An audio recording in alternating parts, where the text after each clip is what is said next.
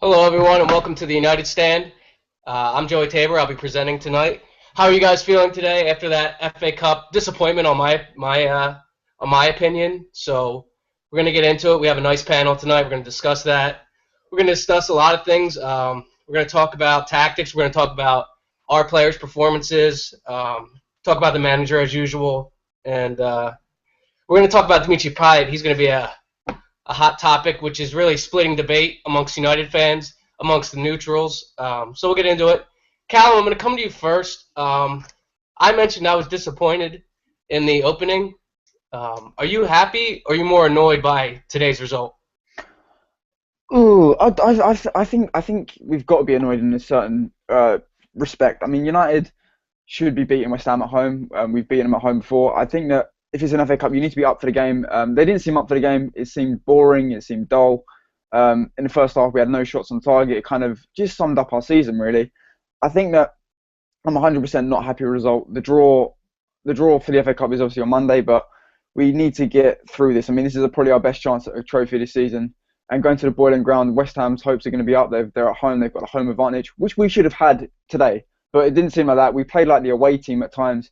I think, in respect, I think it was a poor performance. I think once United got the first goal, then they started to like ramp up, and they were like, let's go for it. I mean, we see that so many times. If you're going to go for a first goal and then you're going to counter attack after that, I mean, we need to be at that pace throughout the whole game. We need to be at that consistency, at that attacking, flowing style throughout the whole 90 minutes. Not when we score one goal and then we're looking for a second. That means that attacking style needs to be it needs to be consistent throughout the whole game. So I'm not happy with the result. I said that before. I'm not happy. I don't think it was a good result. I don't think it's something we could be proud of. Van Gaal coming out and saying that the spirit was really good after a tough week and all this.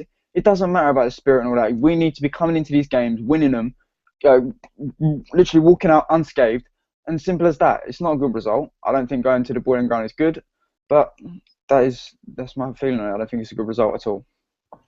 Yeah, I agree. I think that what we've seen from United, and that's just especially at home, is we see them and they come out and they look like they're up for it. They look, in the first few minutes that they're gonna get a goal or two, and really, really, step their foot on the opponent's throat and crush down. But they don't get that goal, and then once the energy levels seem to drop, it becomes either a boring match or we get dominated. And at home, you can't really have that. I heard a statistic like West Ham haven't been beaten at the Bowling Ground since August of this year. So going into that, we're going to talk about that if you're confident or not later. But I'm going to move the draw. I'm going to go left to right on my screen and ask him the same question. Is there any positives we can take from this draw, or is it just another, lackluster, disappointing performance under LVG? Well, good evening, Joey. Thanks for having me on again. It's been a on. And I got to say, Mark, it's safe. He did say he was going to walk around Old Trafford naked if we won the next three matches. So this draw, everyone is safe. Mark is not walking around Old Trafford naked. You're safe, okay? Although Mark's actually disappointed because he likes exposing himself. But for me, West Ham, it is a crushing. It's not the worst thing in the world. The thing is, Chelsea and Arsenal are now out of the FA Cup. There's no other big teams in there other than Manchester United. We should be going for this now. This is the one trophy we can win this season. So everyone's disappointed by this result. We should beat West Ham, yes. But look at the league table. They are a position above us. They are in fifth. So it's not like they are a bad team. Don't take this as a bad result so far. We're still in it. We could take a win at the Bowling Ground, and then we're into the semi-finals at Wembley, and then anything could happen. Look at it positively. If we do win the FA Cup this season, yes, it's disappointing in the league. Yes, it's bad in Europa, but this could be at least a kind of consolation. And I just want to say, Zara, you look beautiful tonight. Back over to you, Joey. Not subtle at all. And last but certainly not least, Zara, I'm going to come to you. I'm going to ask you the same question, how you're feeling on the result, and then I want you to take the question first of Dimitri Payet. First, we're going to get into, the penalty, because I think everything stems from that, because I thought he should have been sent off. I thought if it's not a penalty, which there is, we're talking minimal contact, and it's almost like Pyatt reaches his foot out and looks for that contact, obviously. But I thought it should have been a booking. We've seen that given, if that's Ashley Young, that's Januzaj. They're getting booked. They're getting there's a mob outside their house ready to hang them. So I want to ask your thoughts on the penalty, but before that, if you were happy or annoyed, with the performance and the result. To be honest with the way that we've been playing, I think we just needed to take that draw. I thought the first half, some of the players were dreadful. Like I thought Herrera was ridiculous in the first half, and then in the second half, in the change rooms, they must have gave him a kick up the backside, and he actually came out and did something. He was the cross to Martial, and it worked. Without that, we would have been losing, and that would have made us all miserable. But there's a slight sense of hope once again because we drew, and I think we just need to stay positive throughout this whole of this season and just be grateful for what we get, because we've had a tough season. It's difficult. We're still transitioning from Alex Ferguson, and we just need to be grateful for the opportunities we get. But then about that penalty, it should have been a booking. It should have been booking straight away. I mean, he just dived. I mean, everyone goes mad when it's like someone like Ashley Young or something. Everyone goes crazy, but oh no, because it's him, it's like, oh no, he's not a Manchester United player, he shouldn't get the blame and stuff. I mean, it's one rule for one and one for the other. We should be fair. All the fans should go mad at one player and then bad mouthing in the other. It should just be how it is. There should be passion about football. Everyone should have their say. But once again, it's a Manchester United player and there's nothing ever said. And that's just what I think. Yeah, I think looking at referees, and not just in football and English football, all across in every sport, I think referees, they have a very hard job. I think their job, I do not envy. I wouldn't want it. But there has to be some consistency. Either be consistent with your calls. If you're gonna book a player for diving, you're gonna have to book him every time he dives, or like so. So like I said, I just want some consistency. I think these refs, they need to work maybe a little bit harder and come together and figure it out, because it's not good enough. We've seen some decisions this year that have been really shocking, and the repercussions of this are crazy. If Louis van Gaal wins the FA Cup, some say that might be good enough to keep his job. I'm not saying this or not. But say, he doesn't, and you can go back and look at this booking today because Dimitri Payet's on the pitch to score that free kick. People lose their jobs, over decisions like this eventually. Now, I'm not saying Louis van Gaal is a specific example because he's done way more, I'm just saying that there are certain examples where the referees need to be doing better and be more consistent. Callum, over to you. What are your thoughts on the penalty? Penalty for you? What, for West Ham? Yeah, the Payet. No, it wasn't a penalty. I think that diving comes down to reputation, and we see it from Januzaj. Januzaj's got a reputation of diving. We've got Ashley Young, who's got a very famous reputation of diving, which you guys have said. So Payet going down is it flies under the radar because he hasn't got a reputation for diving. But Payet, throughout the whole game, was playing for fouls. Martin Atkinson was an absolutely atrocious ref. But I think there needs to be a system in place of video technology. And we say it every single time, but how difficult will it be to have one guy standing in the stand somewhere, have a video replay literally in the earpiece, 3 seconds later, listen, it's not a penalty, he's dived, it's a yellow card. Listen, it's a penalty, point to the spot. It's that simple. Like, they do it in cricket, it takes 2 minutes and they've done it. Do you know what I mean? The decision's done. But in football, replays come instantly. So Payet's dived, it's a yellow card, but at the end of the day, the free kick comes along from that, and it's a causal event. So the first event is him diving, then it kind of leads to him staying on the pitch, and you don't know where it goes from. Maybe the goal doesn't happen. I mean, if he gets dived and gets booked, it's a completely different event. The timeline might change, and science and stuff, I don't know. The timeline might change, and we don't know if it actually goes to the free kick. I think that it was a free kick, but it was a very light free kick as well. I mean, he played for the free kick. He played for the penalty. He didn't get the penalty. He played for the free kick, got the free kick, and I mean, the free kick was, in all honesty, it was inch perfect. Hayard had no chance. He hits the post and goes in. I mean, you can't really get any more perfect than that. But he dived. He shouldn't have been on the pitch. But I think if he does get booked, he gets off. The timeline changes. So I really like what you said, and I'm going to use that. I didn't have this planned about the reputation thing because we've seen Louis van Gaal draw it. He came out and he said that when Mata got sent off, that referees should take into account a player's reputation. Is he a dirty player? Is he a diver? What are your thoughts on that, Jordy? Should the referee take into account the reputation, or should he be fair and call it like it is? Well, I mean, if you're talking about reputations and being fair, then Diego Costa should have been sent off for the last 12 games in a row. There is no consistency here with refereeing in this country. It seems to be if you're a big team, you do get away with the decisions, but when it is not going your way, the referees go against you. Now, I did see a clip was it the last match Manchester United played, where the referee actually looked like he was pissed off when Man United tackled one of the opposing team. Disgraceful, biased refereeing at the moment, and you should not go on a player's reputation. You should go game by game. You see Lee Cattermole of Sunderland, he's forever getting a red card based on it. I mean, he is a dirty player.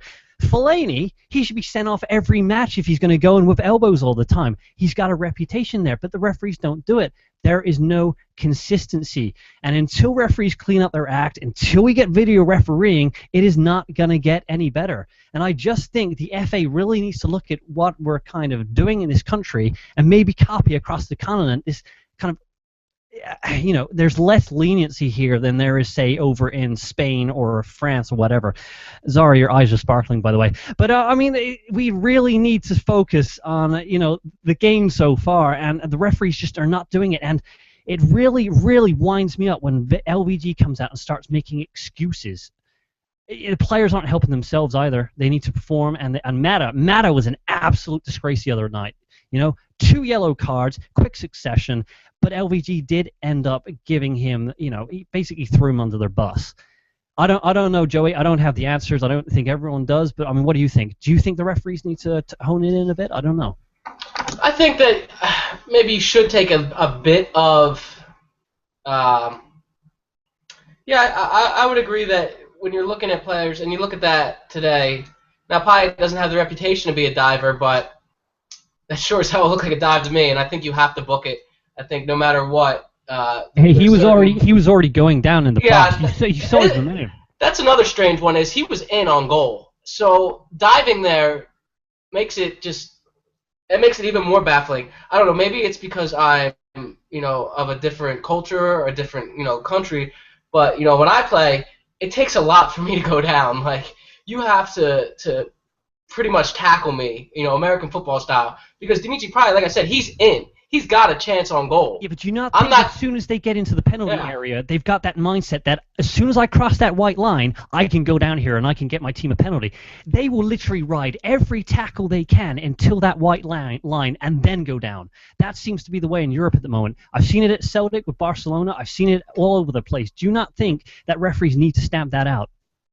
Well, of course, but again, there's a different school of thought too. Gary Neville was saying, if there's contact, you have to go down because that's what you're paid to do. You're paid to make the referee make that decision. Now, when there's no contact, absolutely, I think they need to really.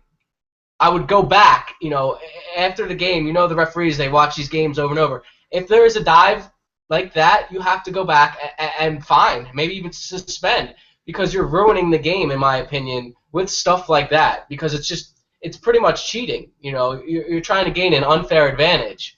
So I want to talk, and while we're on the subject of this, Callum brought up the initial foul that led to the free kick, Zara. For me, I see that Daley Blind grabs his left arm, and I can see why the ref has given that. But to me, again, it's another soft foul, in my opinion. He goes down way too easily. We're talking about this penalty. Should he even be on the pitch for this? And then, like I said, he pops in that free kick goal, and it's just the whole timeline is just screwed. So for you, Zara, soft free kick, and more so, Paul Scholes thought David De Gea would be disappointed not to have saved that. What are your thoughts? I definitely say it was a bit soft. I mean, I guess they were just trying to play through like every single foul possible and take every single opportunity they could get. And to be honest, if we were in their shoes, we would have done the exact same. They just took every single opportunity they had. And then for De Gea, I don't think he should be disappointed to miss that free kick because it was unbelievable. It was an unbelievable goal. I mean, De Gea, you can tell he's a perfectionist in the goal. He's always a 10 out of 10 in every match for me. And he's probably kicking himself in that changing room right now, saying, why on earth did I not save that? But that was impossible. I mean, I looked at the replay, and he was just slightly low. If he was a bit higher, he would have saved it, I think. But he's like one of the best goalkeepers to date now, I think. And I think we're going to be screwed when he leaves. I think we just need to appreciate him now as well. And I know some of the fans were saying, oh, I can't believe he didn't save that. It would have been a 1 in a million chance if he'd have saved that. It really would have. And for people out there who's thinking, oh, well, De Gea should have saved it instantly, you know, he's getting paid this much. Well, get that out of your heads, because he's going to be going soon to Madrid, and he's the best we've got. I mean, do you think Romero could have even done as many saves as what De Gea's done today? No, no. Look, De Gea, we are screwed. It's not if, it's when, probably. So hopefully, whoever the next manager is, goalkeepers, you know, if they're not going to rebuild the defense, I think, you know, it's going to be crazy. I want to touch on this comment, Callum, because this is an interesting comment. Mohammed said, the reason why most people or football associations are against video replay of incidents is because it will remove the excitement of refereeing. And to be honest, it's true. What do you think about that? Yeah, I believe it is true. I believe that it is true that you can say to the ref, oh, listen, the ref cost us this game. But if we're talking about football and the beauty of football, I mean, the beauty of football is being played in a pure form. And I don't feel that... I get it. I get you can moan at the ref sometimes, and maybe you get a decision against you, maybe you get a decision before you. But I think if the best way going forward to stamping out bad decisions, like say Watford versus Arsenal today, Gabriel's challenge. I mean, you look back at that and you see that's a clear red card. I mean, what happens if the player Troy Deeney breaks his leg and then it doesn't get given as a foul? I mean, you need to have a certain consistency, and if there is no consistency in the decisions like the diving and the two-footed tackles, then it's going to become a question of what are the rules, where are the rules, and like what are these circumstances? Because the rules of refereeing, it's like teachers. I mean, we've all had them in school. You have different teachers. You have the cool teacher, and you have the common sense teacher, and then you have the teacher that stays strictly by the rules. I mean, every referee has a different style, but the problem is there's no set mindset and more set rule. And if there was that, and if there was a clear outline of the rule, and maybe there was a clear outlining of video technology, maybe we can kind of understand, listen, this is rule here, and this is the video technology here, and this is the decision, and that's its final outcome, I guess. So I think that video refereeing will help, maybe not completely like conform the game to its perfect state, but it will maybe make it a little bit better, I feel, just slightly. What about if we just did it for diving? Just for diving specifically. Trying to get diving out of the game. If you dive like today, you have a panel, looks at the dive, they decide what type of punishment. Because you're right, you can't go back and you can't look at every single challenge. You can't look at every single decision. But on this topic of diving, since it's so hotly contested, I think that a panel would be a good idea. Now, who's on that panel? I have no idea.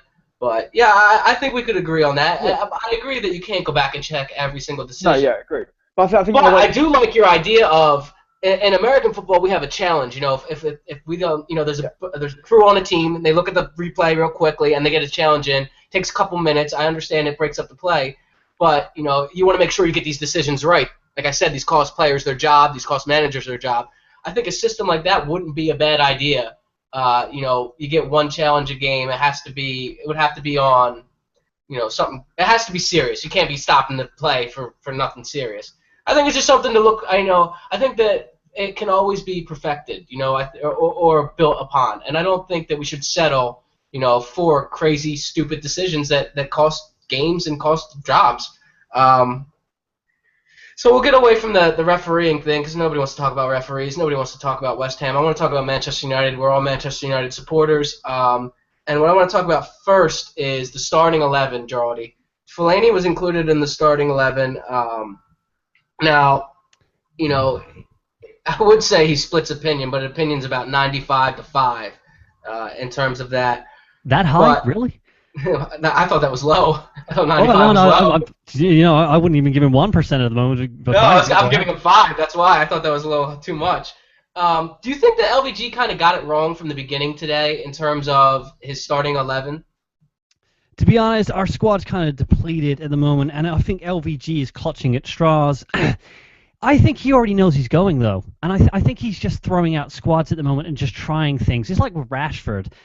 Rashford, you can tell he's going to be a brilliant player in the future, but he's constantly playing him at the moment. No manager would just chuck an 18-year-old like that. He's been forced in there because of injuries to the team. And if you're going on about Fellaini, I mean, I have not heard a reception that warm since Luis Suarez racially abused Evra at Old Trafford. I mean, the fans today were on his back. He shouldn't be starting, and yet LVG persists with him every single match. And you got to think, what has he got? Has he got sex tapes on him? What is it? He just always wants to play Fellaini. And the problem is with Fellaini, if you look at the stats, every time he plays, we drop points, we lose goals, and the stats are there. They do not lie. We are a worse team with Fellaini on the pitch. And it boggles the mind. Lingard, I do not rate Lingard, and everyone says he's a good player. But he just seems to be in the right place at the right time. Does that make you a good player? I don't think it does. You know, some people love him. I personally, I'm not a Lingard fan. You know, in the comments section, why is someone talking about Schmeichel? Schmeichel doesn't even play for Manchester United anymore. I mean, I'm trying to look at some comments to see if anyone's talking about what players they put in the starting lineup. Rashford looks exhausted every game lately. Be finished by the time he's 27. Well, if that's the case, Wayne Rooney was finished when he was 24. But basically, at the moment, we are playing with a very depleted team, and LVG is playing the team he's playing because he knows that Mourinho is coming in the summer. If Di Marzio is to be believed, he is coming in the summer. I mean, what do you think, Joey? Are you happy with his team at the moment? No, and I think you can go back, and there's a video I did in August for another channel where I talked about, being a Chris Smalling injury away from a center back crisis in August. And I talked about, I just feel like Ed Woodward failed him in the transfer market, where maybe Van Gaal hands him this list of targets, and obviously anybody would want Neymar on their team or Ronaldo. And yeah, you can spend a day or two, seeing and feeling that out to see if that's possible. But then you have to be realistic and you have to move on. You're not going to get those type of players. The clubs don't need to sell them, and that's a whole other topic. But no, I'm not happy with the team. And you know what? Look, I look at Jesse Lingard like this. I think that he is a decent player. I don't think he's world class. I see a kid who's just getting his feet wet in the Premier League. Granted, he's 23, maybe 24. And I think that he's in a situation now where he's forced to have to, start every game because he's one of the better options at right wing. There aren't many options there. And I think that's, one of the main transfer priorities this summer is right wing. So I think, this kid's, it's his first year really getting in as a first team player. And he's done well for being his first year. But look, he obviously has to work on his finishing, and he has to work on other areas of his game. But it's not his fault that Louis van Gaal picks him every week. He should just be getting a game here or there, and I think we'd be okay with that. But instead, we don't have a big squad, so he's forced to have to play him every game. The kid's still learning, and you need the thing I like about Lingard. He's not a kid. He's 23. I think it's too old in development. If you look at players generally, 1920s when they break in, 23 is very old. Yeah, but he's also been loaned out the last 3 to 4 years. So, I mean, that's not his fault. But I'm not expecting him, and this is, I think, where people need to check their expectations. I'm not expecting him to be Ronaldo. I'm not expecting him to be Tevez. I'm not even, I'm not expecting him to be Willian. I just want him to be a decent player when he's called upon. He's a local kid. He came through the academy, and I just want him to get a game here or there. And if he becomes something better than that, that's fine. But going forward, he knows he's not, at least I know he's not a starting 11 quality player right now. He could turn into that. Not everyone's different, too. Or everyone's different, too. Some people peak at 24. Look at Rooney. Some people, start their prime at 27. It's different for everyone, so I can't really base that off of, this situation. But, look, I think he does divide opinion, but he's got some goals, he's got some assists, and I just want to see him do well. I really don't get into the old, I don't care if people rate him or they don't rate him. I have my opinion on him, and that's good enough for me. But I want to talk about tactics today, Zara. What if you were a neutral and you watch today's game? What do you think? Obviously, the objective is get the ball in the back of the net. But if you're watching today's game, what is Van Gaal's tactic? Is he trying to play counterattack? Is he trying to play possession? Is our only tactic get the ball out wide and cross the ball into Fellaini or the striker?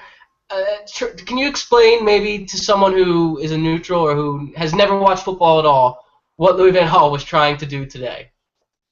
Well, the LVG tactic is let someone get the ball right in the centre of the pitch, and then, oh wait, let's spot a tree right near the goal, and then we'll just kick the ball to them, and then hopefully that will work every single time. That is all what LVG does. He must, honestly, in training, he must tell them, as soon as you get that ball, don't even attempt anything. Just pass it to Fellaini, and then he'll score. Fellaini will always score. Because LVG must think that for him to keep playing Fellaini every single game. I mean, we seen it today. I think Herrera did at one point, ended up crossing it over to Fellaini, and then Fellaini just ended up literally doing a light touch, and nothing even occurred from it. Whereas in the second half, Herrera just thought, "Oh no, get lost, mate," and then just went into the box, crossed it to Martial, and Martial scored. I mean, I think the players need to just ignore the tactics that are happening in training at the moment and think of it themselves, because on the pitch, I'd say Herrera had the most passion tonight. Fair enough, he's bad in the first half, but you need to have passion to be able to finish goals, and that passion in the second half enabled us to get goals. And the tactics that LVG is using, they shouldn't even be called tactics. They should be just called excuses to try and get a draw or a win and just to get by and hope for the best.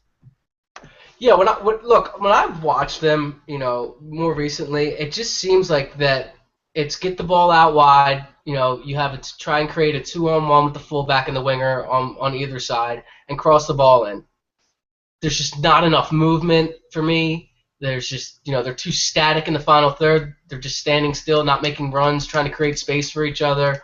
Callum, what do you think about the tactics? Am I missing something, or does it seem like it's just get the ball out wide and cross it? It doesn't seem like there's any interplay. There's no, quick 1-2s and somebody running off of that, trying to run into the space that is getting created. I definitely feel that United in the final third lack identity and lack innovation. I think that United are famed for, even when you see it with Martial, when Martial or someone like Rashford, when they run at players and they take them on, that's the sort of stuff that scares defenders, and that's the sort of stuff that opens them up. When you run at a defender, you force them into a decision. But every time, if you're so predictable that you're either going to lump it up to Fellaini or you're going to play it out wide and put it into the middle, then it's too predictable. I mean, in the other third, I mean, in the normal play, it's too static. There's no movement. We always look for the outside pass on the wing, or we always look for a sideways pass. It's never sort of, I'm going to take the ball and I'm going to run at these players. I'm going to scare these defenders. I'm going to force them into a choice.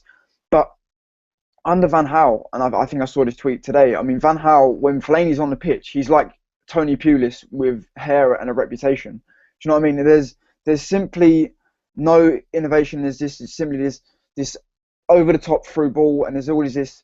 It's just simple. It's simple football, and it'll be easy to defend against. It's simplistic. It's easy to defend against. It's easy to cut out. And with Fellaini on the pitch, I mean, Van Gaal is so in his delusions that Fellaini is this god, and it's like, no, he's a I can't swear, but he's a tree. Do you know what I mean? So I can't understand it. I mean, Fellaini's been praised these last 2 games just for the fact that Van Gaal probably loves him and probably, as Jory said, got a sex tape against him. But I think the tactic has to be running at defenders and forcing them into mistakes, not constantly looking for this predictable out wide, no innovation, put the ball into the box and see what happens. So, no, I agree with you. And there's certain times when we look like we're going to counterattack, and then we just get to the final third, we get to their box, and we just stop, and we wait for players to make their way down. And I don't know if that's them being tired, not having enough passion, not trying to put the extra effort in and go really hard. But I think, Fergie would just, I don't know, maybe his eyes melt when he sees stuff like that. Under Fergie it was go, go, go, attack, attack, attack. Under Van Gaal, it's get to the final third and let's just slow it down. But you had me dying. Tony Pulis with hair and a reputation. That's probably the most accurate, description of LVG I can honestly think of. Johnny, we're going to talk about, I asked the comments about Anthony Martial because someone told me at half that, I said keep feeding Martial, and he said that he had been poor, he thought, in the first half. And for me, he gets doubled up on and triple teamed a lot, because he's our most dangerous threat. So, Gerardi, did you think Martial had a bad first half? And overall, he gets the goal for us. What were your thoughts on Anthony Martial today? I think when you double team or triple team a player like Anthony Martial and you say he's had a bad game, I don't think that's a reflection on the player because I think what he does is very, very clever.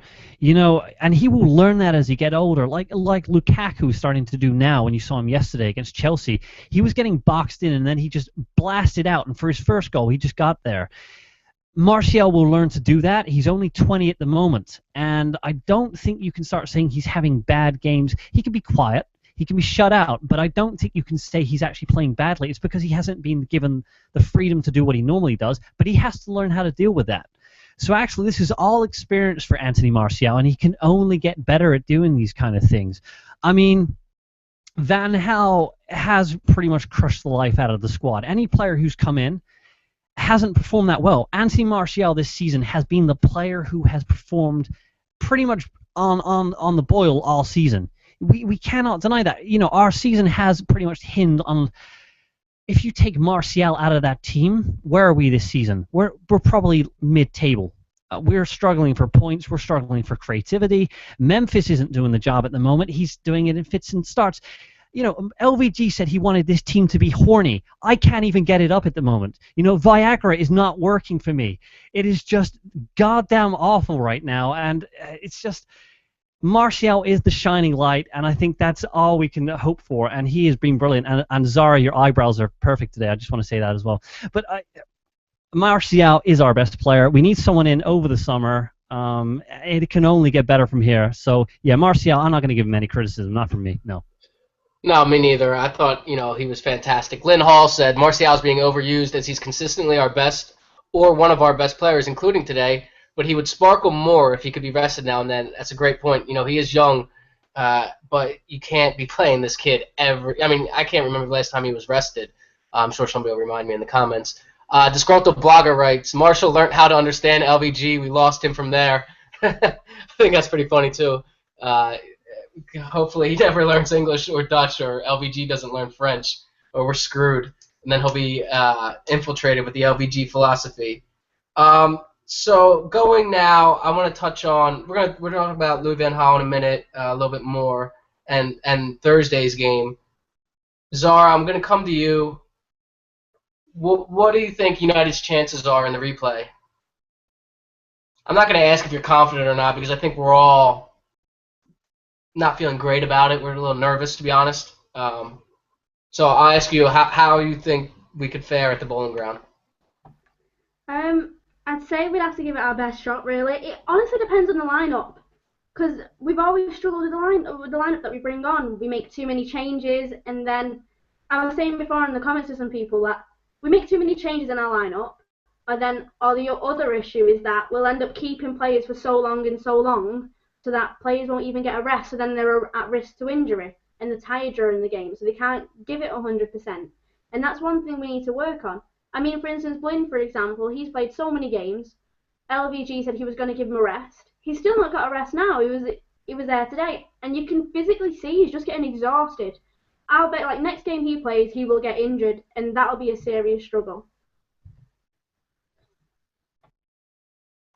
Yeah, I agree. Look, I think it depends a lot on what lineup we go with. I think midfield for me is huge. You saw them today. They came out with 3 at the back, played 5 across midfield, and they really tried to control it in there. And I think when you have Fellaini, not that you play a player down, but more that he doesn't offer anything in terms of creativity. His first touch is pretty terrible. His tackling is terrible. His passing is average at best. So, it's not playing a player down because there's that body in there, but it's not any better. It's not a whole lot. It doesn't fill you with confidence. And I think why when it was working did we change it when Mata got hurt or the red card, but the Mata Herrera Schneiderlin I think was a great combination. I think they all played well off each other's strengths. More so, I'd like to see Schweinsteiger, Schneiderlin, Herrera, maybe hopefully in that. And we're going to talk about Louis van Gaal in a second, but that's the thing that pisses me off about Schneiderlin is that. And even Memphis, we know these players are talented. Make no mistake about that. And next year, when there's a new manager, and if there's not a new manager, I'm probably going to kill myself. But when there is a new manager, you're going to see these players' quality shine through. It's hard to judge. I'm not judging players this year. I'm not trying to judge them too hard because I understand that they're playing for a manager who doesn't inspire you. And you don't want to give that extra effort to. So moving on, Callum, I can't even believe I'm going to say this. This is even a thought. How drunk do you think he is on a scale of 1 to 10? I think he lives in a world of delusions. He lives in a world of fantasy. He lives in a world where he believes that nothing he does is wrong. I think he believes in a world where a fifth place finish is decent. I mean, Louis van Gaal has, in his first season, he come out and he said the truth. I mean, he come out and he said, right, in his first season when we played badly, he come out and said, look, this wasn't right. And you could kind of agree with him, but I don't know what's wrong with him this season. I mean, someone's drugged him, someone's holding something against him, but Louis van Gaal is so delusional in his own thoughts that he probably believed that Fellaini was Messi in this circumstance. So I believe that Louis van Gaal is... I mean, there's a point where you say, are you delusional, are you crazy, or have you just lost all sense of reality? Because, I mean, if you've got... I mean, we've got, I think we've got about 600 million fans across the world. And if you look at them and say 98% or 95% of fans are probably saying, this isn't working. How are you going to be the one person who's sitting at the head of the table who says, you know, I'm doing a good job here? It's complete stupidity. It's completely delusional. He's delusional. He lives in a fantasy world where he believes anything he touches turns to gold. And maybe he's done it at other clubs, but they are clubs far, far in the past. I mean, the Bayern Munich director, CEO, I can't remember who it was, but he said that Van Gaal was ruining his football style. And it's come to this season now, and we're in this season, we were like, yeah, you don't know what you're talking about. Come to this season now, and he is absolutely right. Van Gaal is a delusional person. He was like, to be fair, he was like Mourinho in his final few games at Chelsea. And I know we praise Mourinho for being great, but let's be fair, Mourinho kind of flicked into a world of delusion in his last few games and kind of went a bit loco, but Van Gaal's been doing it for this season. So, yeah, he lives in a world of delusions, 100%. Yeah, I completely agree. And the quote you're talking about is from Bayern CEO, and he says, there's been nothing enjoyable about the football that Louis van Gaal has brought to this club over the last few months. And I remember people coming out with that quote when he first came, and I said the same thing, you're crazy.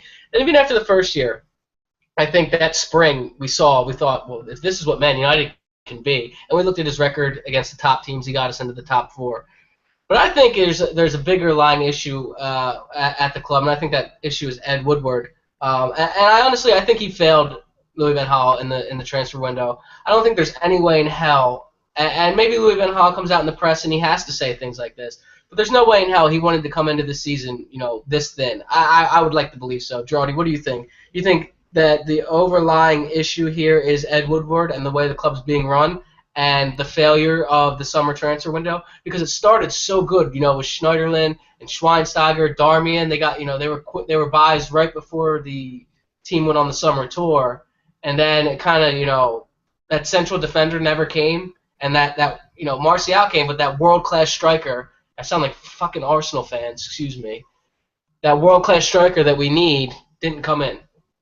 Well, I got to say, Joey, first of all, you were talking about committing suicide earlier for LVGs in the summer. I got a number for the Good Samaritans if you need it, buddy, because I don't want to see anyone top themselves over this season. But Louis van Gaal, Ed Woodward, more to the point, is kind of like Jack and the Beanstalk. When he gets the beans and he should have this magical thing, only he never gets that kind of vine up to the castle. He's literally traded the entire club for some basically baked beans, and he can't get anything for it. Brilliant at sponsors, brilliant at getting in money for the club. He is a man who does financial dealings. He is not a football man. He is not David Gill. David Gill was a bigger loss as Sir Alex Ferguson when he retired. Those two together were the single biggest driving force behind Manchester United. And with Ed Woodward, who actually helped take the Glazers over the club, he actually advised them to take it over. He can't deal with football matters. He hasn't got a clue. Last summer was a joke with Sergio Ramos, that whole saga that went through the summer, and we never got the player. It just seems to be constantly, we're linked with players, Ed Woodward can't deliver.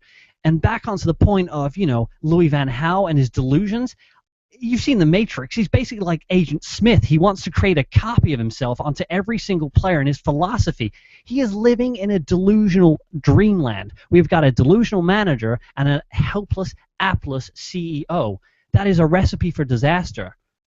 I don't know where we can go from here. I mean, what do you think? Do we need a change at the top? But they're not going to sack Woodward. He helped them get him in. We have to get rid of the Glazers. The Glazers are the problem. You do not get rid of Woodward unless you get rid of the Glazers. Yeah, I agree because I've said it multiple times, and if you haven't heard me say, the Glazers view Ed Woodward as a brother to them, as one of them. He's one of them. So you have to get the Glazers out, but that's a whole other topic for discussion. And more than likely, it's not going to happen. However, if you affect their pockets enough, then their hand is forced. And I think if he misses out on the top four, which I think it's safe to say, the top four is gone. The Europa League, I'm going to ask you guys quickly about that. We're almost running out of time. The Europa League was our best chance, in my opinion. Now, for me, an FA Cup and a 5th or 6th place finish isn't good enough for me. It's not. It's just not. Like, I don't want to turn into Arsenal. That is Arsenal. You know what I mean? That is Arsenal trying to get the top four and win the FA Cup every year. That's not who we are. It's shambolic. It's crazy. You look at the top four. Tottenham are in 2nd. Leicester fucking City are in 1st place. This was a good chance to win the league. It was a really good chance. Had injuries not gone our way, and I blame the manager for some of the injuries, not all of them, and had they had that world-class striker, we should be at the top end of the table, not fighting for 4th place. So speaking on Liverpool's can we overturn that 2-0 deficit? I think we can. I don't think we will, but I think it's very possible. We've beaten them 3-0 at home last season. Granted, a few of those were offsides, and we don't have Van Persie and other players. But you look at that game, and I said it in a tweet. I said, we're going to get beat. I said, we're going to get beat. It's going to be bad. Because you saw Klopp saying, quote, this is the mother of all games. He's hyping his players up like it's a massive, cup final, and this is the enemy. We can't lose to these guys. And Van Gaal sits there and goes, it's just another game. So can I have your thoughts on that, the difference in managers, and whether you think that we can overturn that 2-0 deficit? Yeah, it was like, I definitely think we can. We're capable of it. We've got a home advantage, and the home advantage will seriously spur us on. I mean, all the fans at home, they will chant, they will go crazy, they will burst on their players, they will tell them all, you better get up there, score that goal and finish, we need to beat these Scousers, and that's what will happen. The difference between Klopp though and Van Gaal is that Van Gaal won't encourage them as much. Van Gaal will just say, oh no, we'll beat them, I've done well at Liverpool before, that's what he said in the last match, and that really baffled me because for these huge reputation for Manchester United matches, we need to give it our all. It's like us going against Man City. There's this reputation where we have to beat them. We have to be better than them. We have to beat these Scousers, and we are capable of doing it. Like you said, I don't know whether we will. I really hope we will because we need to beat them. We really do. And then you've got the other issue is that, well, are the players going to be already feeling this deficit from having the humiliation of losing to Liverpool? But I guess that's where it goes back to the manager again, where the manager needs to encourage them. But apart from the manager, you need to think of, why can't Giggs get up and say something to them? Because Giggs being there, Giggs knows how it feels, and Giggs should get up and do something. I mean, Scholes came out this week, and he said everything publicly about it, and that certainly gave them a kick up the backside. Why can't Giggs do the same? Scholes said something a couple of weeks ago, and I'm sure somebody will remind me in the comments, and it was just spot on, and it was what every United fan is thinking. And I think Giggs does try it. I think Giggs has more input than we really think about. And I've seen the quotes that he does have a lot of input on how the team lines up, the tactics and all. Maybe Giggs just isn't that good of an assistant manager or isn't going to be a good manager, and I think we need to realize that. I think it would be criminal to give Giggs the job. I want to touch on some of the comments. Andy Craven said, we don't need to get rid of Woodward. He's great at making money for the club, but there needs to be a shift towards a director of football to handle football-related negotiations, transfers, academy developments, LVG out. Completely agree. I think a director of football would be great. You can keep Woodward on the commercial side of things, keep him milking that cash cow because he's very good at that. He's a very good businessman. Dave Dean says he can't motivate the players. I completely agree. Christopher McLaughlin said the youth is better than Van Gaal's signings. That's controversial. I like it. I think it's a good topic for debate on another time. And English James says it was very Moyes-esque, wasn't it? Speaking on it just being another game, Callum. Give me your thoughts on that. Was it a Moyes-esque thing? I mean, this is a guy, when he first came in, he just completely owned the press conferences. And I think if you would have just watched the press conferences, don't even watch anything else, but you watch from the beginning of his time to now, and you just see the hair get grayer, the face get longer, the mood just gets worse. And what are your thoughts on us beating Liverpool? Can we do it? Firstly, on Van Gaal, I think the character more than anything, and you showing a motivation towards the players, and you showing that you've got charisma, can actually ignite the fans. I mean, you saw it the other week when Van Gaal did his whole flop on the floor thing. It was hilarious, but it kind of, I mean, there was a couple of people who were like, you know what, fair play. Like, you're showing character, you're showing that you want to mean something to the club, you're showing passion towards the game. But I mean, at the start, Van Gaal was showing passion. He was giving funny comments. He was being the sort of manager you're like, this is good. This is going good. We're in a transitional season. This is going good. But when he gets to this season, the things maybe have to take a little bit of a bump in the road. Now Van Gaal's starting to be angry at journalists. He's starting to portray negative aspects and starting to go into this world of delusions. So it's kind of a world that you're kind of saying maybe there's a change in Van Gaal's attitude this season, which has changed our style of football. And being a manager, you are the role. You are the head of the club, not in footballing terms. You are the one that controls the club. You're the one that controls the tactics. You're the one that controls the lineup. So I feel that Van Gaal's attitude, Van Gaal's move, Van Gaal's motive, Van Gaal's public portrayal is a factor in him and the way the team plays.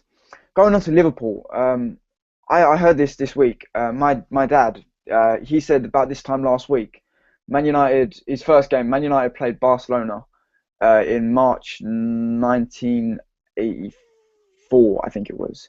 And it was March, I'm going to get my phone here on. It was March 7th, and Man United lost to Barcelona 2-0 at home in the Europa Cup Winners' Cup. And in the home leg, we beat them 3-0. Now, we are 2-0 down in a minute, and I think there's every aspect and every possibility that we can beat Liverpool. I've never put it beyond me. Liverpool maybe choke eyes, we don't know. But I think that if Man United are going to do anything in this game on Thursday, they're going to need to come out of the blocks. They're going to need to attack.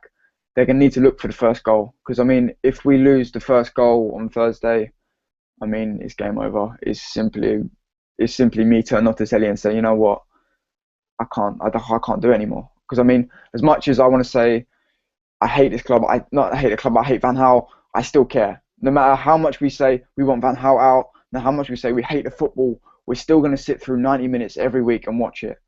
Just because we don't like it doesn't mean we don't care. And going into the Liverpool game, I 100% care. Everyone cares, but it's a case of, it's the point of getting I don't want to get optimistic to be let down again. I mean, we've been let down too many times this season. And I think if the first goal goes in from Liverpool, I think that's just the end. I think that's just, not me not caring, but I think that's just the end. I just need to step back because you can't take it anymore. It's disappointing. Do you know what I mean?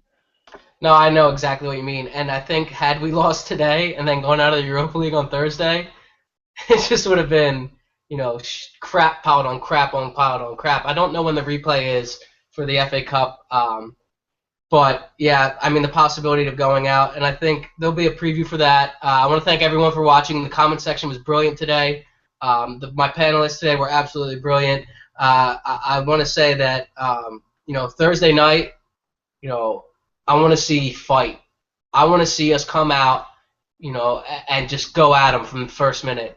I'd rather lose 4-3 or whatever, attacking the hell out of them. I want to see passion for the shirt. I want to see players going in, like Scholes said. This is Liverpool. I want to see players tackling. I want to see shoulders getting put into chests.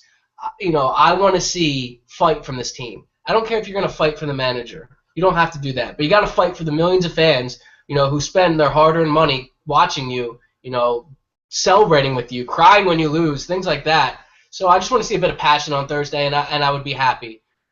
Regardless if we go through or not, the passion's there. I'd be I'd be more than happy. So thank you for watching. If you could, like, comment, subscribe to the channel if you're not already subscribed. Tons of great content coming out. The Euros are coming around the corner. The summer transfer window. We got the rest of this season. The manager hopefully will be going. We'll be getting a new manager, and there's so much good stuff to come. And I hope you guys can be part of it. If this video can get to 1,000 likes, I will leak Mark Goldbridge nudes. So please like the video, share it with your friends. He's got them too. He really does have them. I do. Thanks for watching. Have a good night and have a good week. Tomorrow's Monday.